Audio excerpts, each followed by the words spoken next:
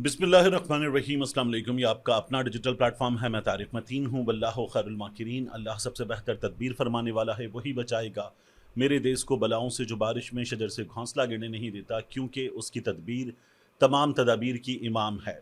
एक ट्रेंड चला था ट्विटर पे, इम्पोर्टेड हुकूमत नामंजूर। दुनिया भर में टॉप ट्रेंड बन गया था। दुनिया भर में उससे ज़्यादा ट्विटर ट्रेंड कोई नहीं चला था। वो सबसे बड़ा ट्विटर ट्रेंड था। अब पाकिस्तान तहरीक इंसाफ का ये जो ट्विटर ट्रेंड है, हैशटैग गोली अंडरस्कोर क्यों अंडरस्कोर चलाई, गोली क्यों चलाई, ये बहुत बड़ा ट्विटर ट्रेंड बन गया है। जब पहले इम्पोर्टेड हुकूमत नामंजूर टॉप ट्विटर ट्रेंड बना था तो ट्विटर पे पाबंदी नहीं थी। अब की बार ट्विटर पे पाबंदी है।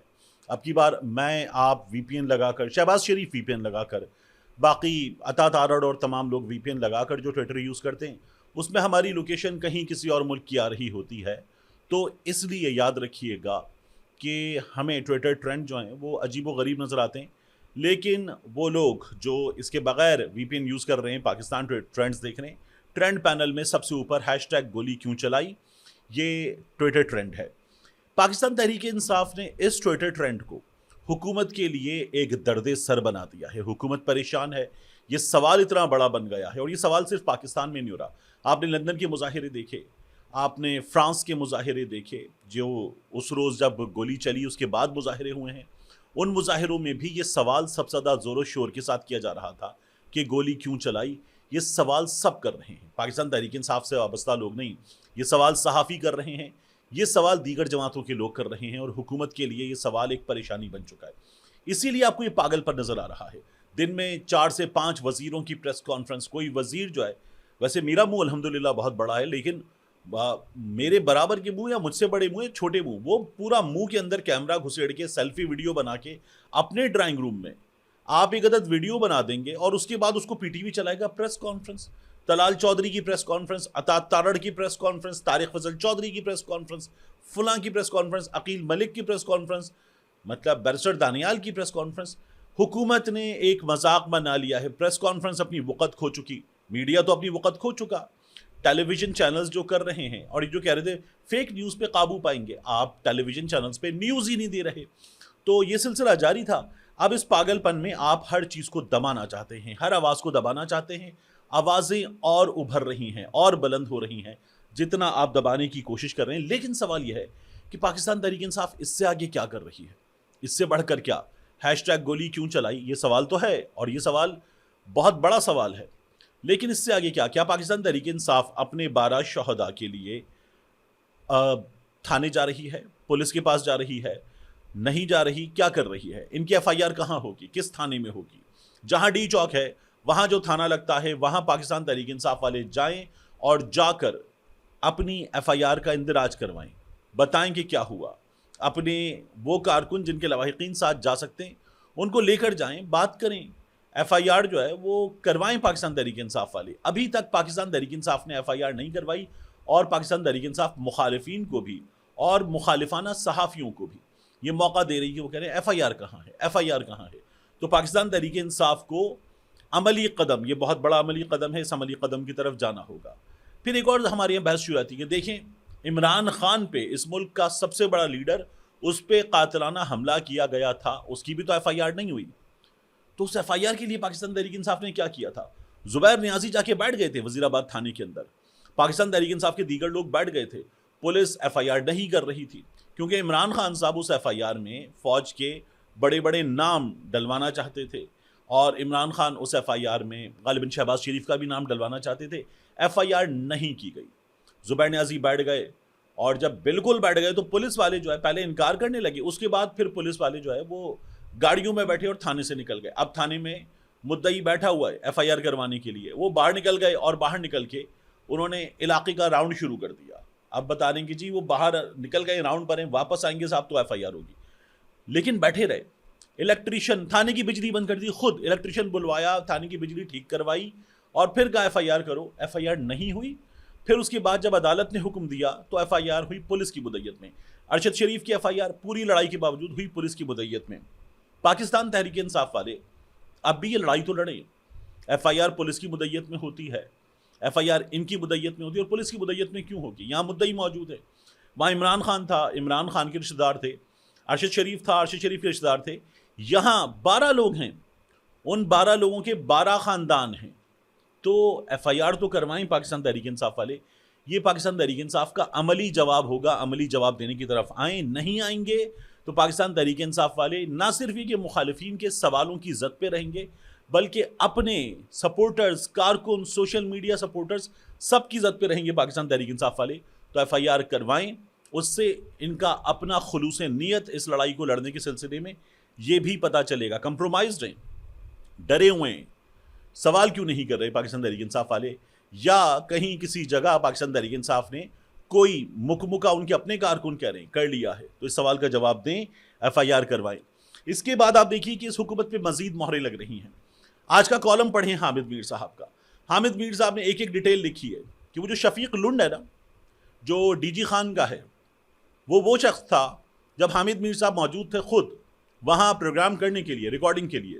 تو ان کو جو شخص پانی کی بوتل بار بار دے رہا تھا کہ اپنے منہ پہ پانی کی چھینٹیں ماریں اور آپ جو ہے وہ کہیں اس آنسو گیس سے زیادہ متاثر نہ ہو جائیں، ان سے محبت کا اظہار کر رہا تھا، وہ شخص تھا شفیق لنڈ. انہیں تصویر بھیجی گئی.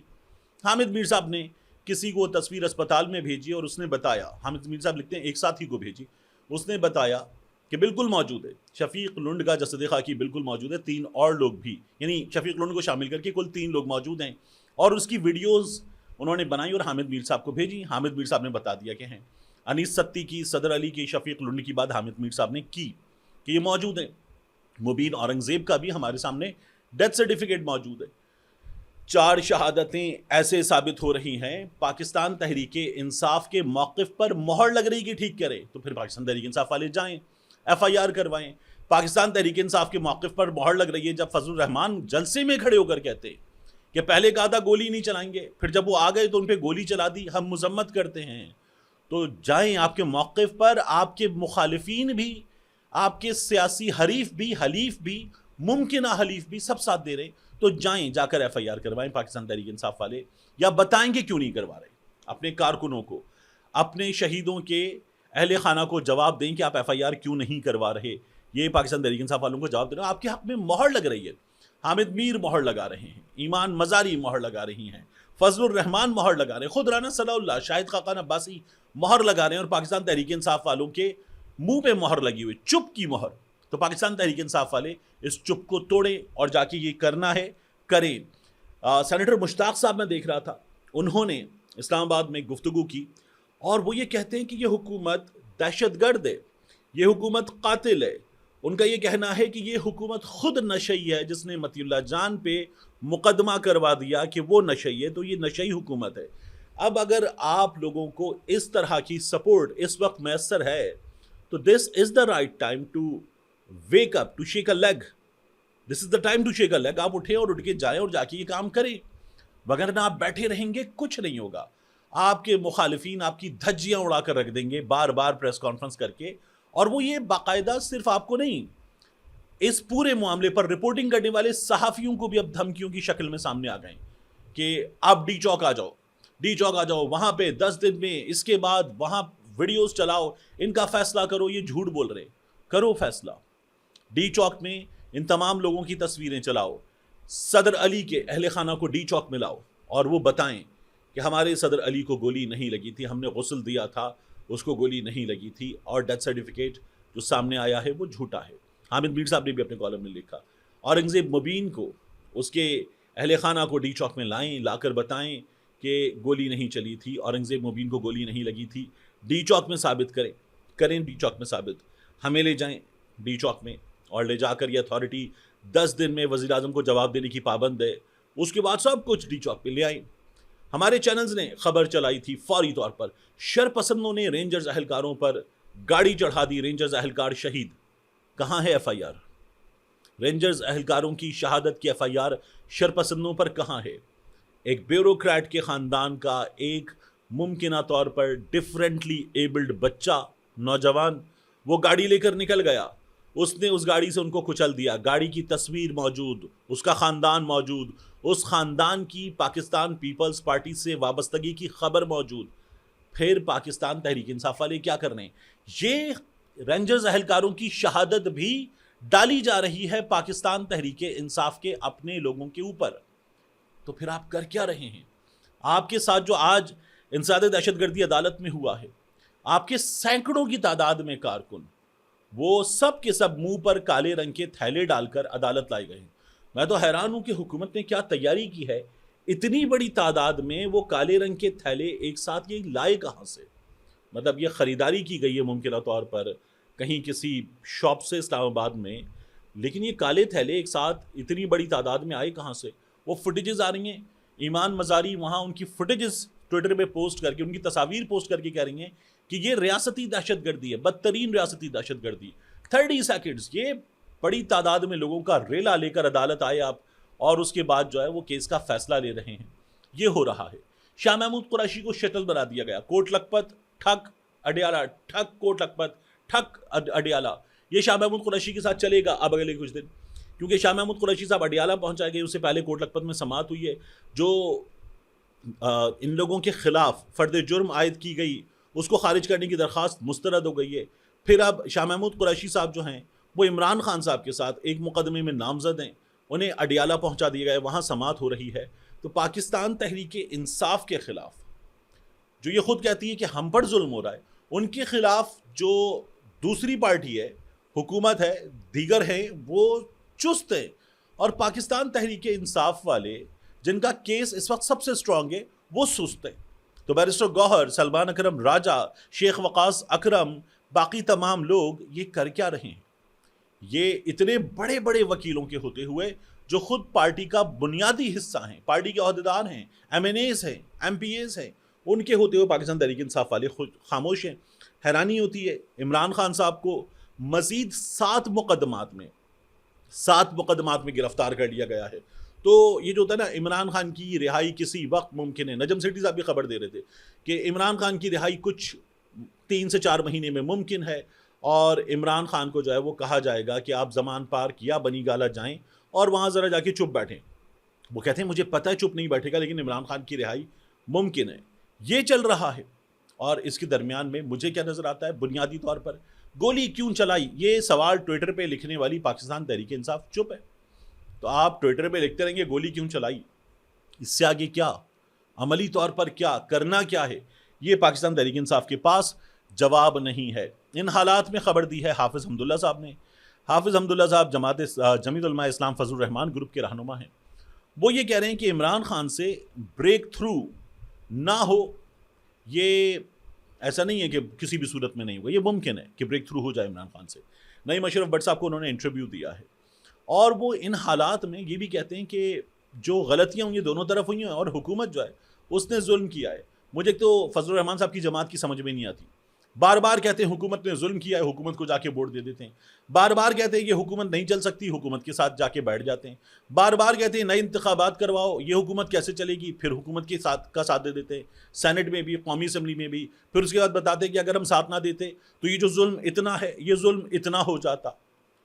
تو ان کی جماعت کیا کر رہی ہے، پاکستان تحریک انصاف اس سلسلے میں کیا کر رہی ہے؟ تو عمران خان صاحب سے ان کے وکلا کی ملاقات ہوئی ہے، یہ ملاقات اڈیالہ جیل میں ہوئی۔ عمران خان صاحب پر مزید کیسز ڈالے گئے، ان کی سماعت چل رہی ہے، بلکہ اب تو ان کا کاؤنٹ رکھنا ہی مشکل ہو گیا کہ عمران خان 7 مقدمات میں گرفتار، 8 مقدمات میں گرفتار۔ ان کی تفصیل آگے جا کر بھی میں بتاؤں گا آپ کو۔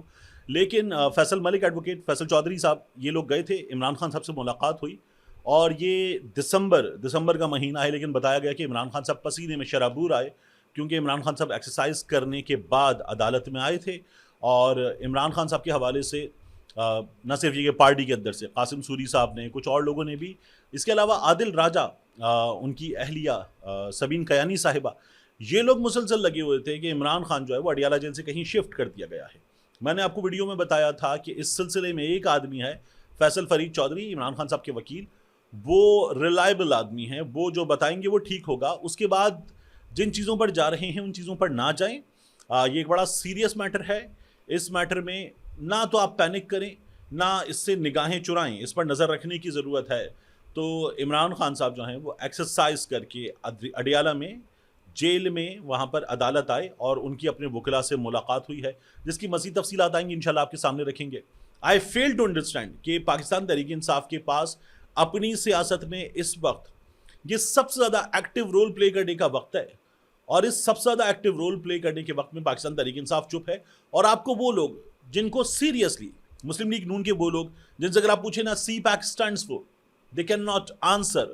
ان سے اگر آپ پوچھیں نا جس طرح غریدہ فاروقی کو نہیں پتا تھا عدالت میں PPRA stands for, they can not answer.